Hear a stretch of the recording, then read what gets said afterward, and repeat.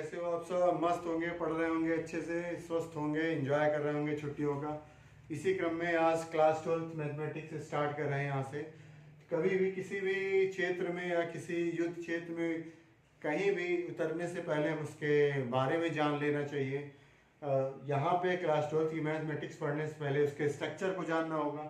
Structure क्या है, कौन सा चैप्टर का वेटेज कितना है, किस यूनिट का वेटेज कितना है, उसके हिसाब से हम लोग प्रॉपर स्ट्रेटजी बना के आगे पढ़ाई करेंगे।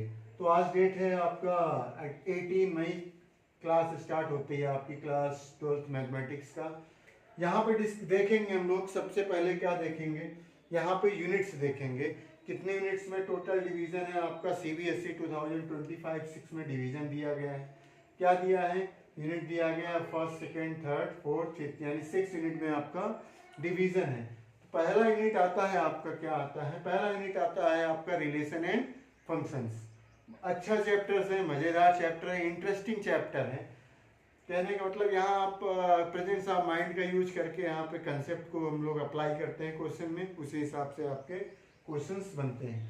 तो ये कितना वेटेज है? ये आपका 8 मार्क्स का वेटेज है। इनमें से 2 चैप्टर आते हैं, रिलेशंस आता है, दूसरा क्या आता है आपका रिलेशन फंक्शन, और दूसरा आता है इनवर्स ट्रिग्नोमेट्रिक फंक्शंस। ये आपका 8 मार्क्स का कवर करता है, इसमें से मैक्सिमम क्वेश्चन निकाल आते हैं। सेकेंड आता है अलजेब्रा, 10 मार्क्स का। अलजेब्रा बहुत बेसिक चैप्टर्स हैं, इसमें से मैट्रिक्स है और डिटर्मिनेंट्स हैं जो लगभग बच्चे कर लेते हैं, कैलकुलेटिव होता है इसमें से। तीसरा आता है, सबसे इंपॉर्टेंट आता है 35 मार्क्स का। 35 मार्क्स का आता है आपका कैलकुलस आता है, और कैलकुलस में आप देखेंगे अच्छे अच्छे चैप्टर हैं आपका। कंटिन्यूटी, डिफरेंशिएबिलिटी है, एप्लीकेशन ऑफ डेरिवेटिव है, इंटीग्रल्स हैं, application of integrals and differential equation है। तो ये अकेले 35 मार्क्स कवर करता है, तो काफ़ी इंपॉर्टेंट है। पूरा वेटेज आपका लगभग आपका 40% से ज़्यादा आपका वेटेज है इसमें से आपका। तीसरा आता है, इसके बाद फोर्थ आता है वेक्टर एंड 3D। इसमें से 2 ही चैप्टर हैं, 14 मार्क्स का है।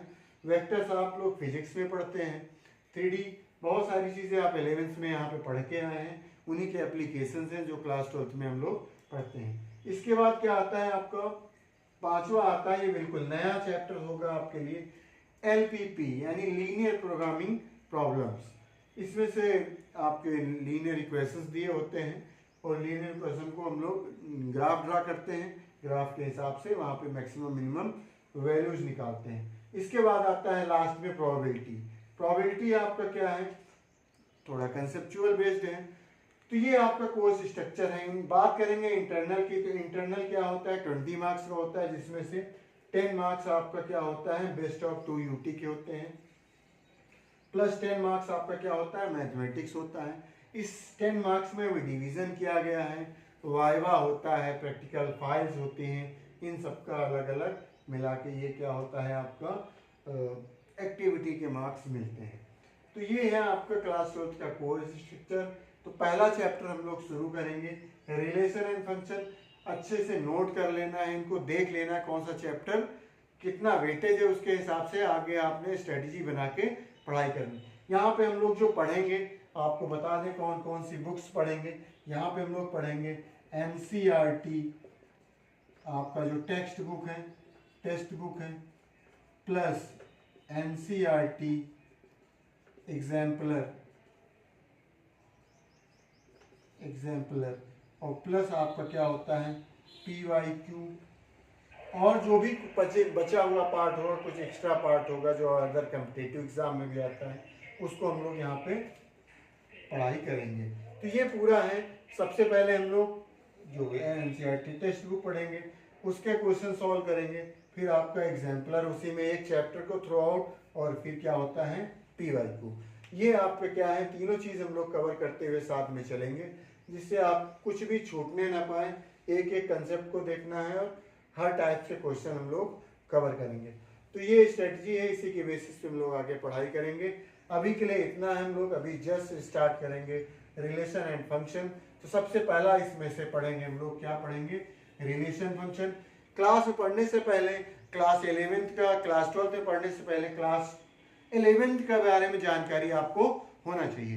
क्लास 11th आपके पास बुक होना चाहिए। जो भी चैप्टर क्लास 12th में पढ़ाया जाएगा उससे पहले आपने पढ़ के रेडी रखना है कि हाँ ये चैप्टर पढ़ना है, उसके 11th के उसका पढ़ लेना है। क्योंकि हमारा जो पढ़ाने का तरीका है वो क्या है, बेसिक से उठाना, यानी प्रीवियस क्लास को उठा के प्रेजेंट क्लास में जोड़ते हुए चलना है, जिससे आपका क्या होगा, ज़्यादा बेनिफिट होगा। तो इसलिए आप पहले 11th की बुक आप साथ में रखेंगे, उसको जो भी चैप्टर पढ़ाने से पहले उस चैप्टर को पढ़ लेंगे। उसके बाद क्लास 12th का हम लोग पढ़ेंगे। तो क्लास 11th के भी आपके जो भी डेफिनेशन से जो भी कंसेप्ट है इंक्लूड करते हुए अच्छे से पढ़ाई करेंगे और आप सब मेहनत से पढ़ेंगे, अच्छा रिजल्ट लेके आएंगे। Thank you so much for watching.